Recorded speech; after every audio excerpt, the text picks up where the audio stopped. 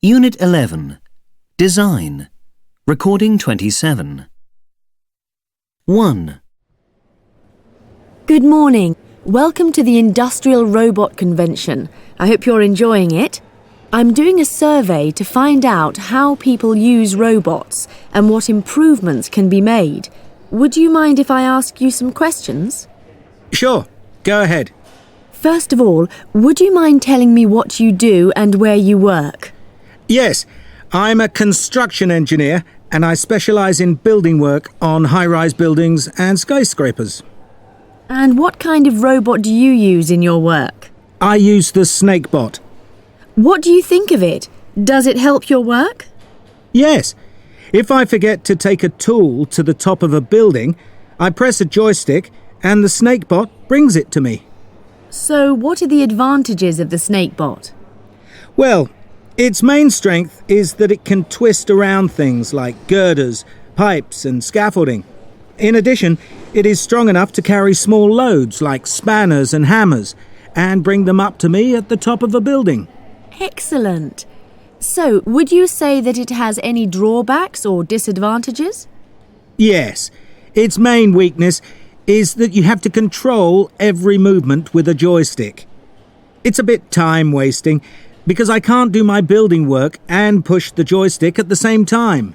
So, in the future, how would you suggest that it could be improved? Well, I would suggest that you should design a voice-activated SnakeBot. Then I can shout to make it climb up to me. 2. Hello, welcome to the Industrial Robot Convention. I'm doing a survey to find out how people use robots and what improvements can be made. Would you mind if I ask you some questions? I'm a bit busy. Oh, all right, go on, ask away. Thanks. Well, first of all, what do you do and where do you work? I'm an emergency response worker. I search for people and try to rescue them from under collapsed buildings after a major disaster such as an earthquake or explosion. And which robot do you use in your work? I use the rescue robot. What do you think of it? Does it help your work? Yes, it helps me to locate people buried under collapsed buildings.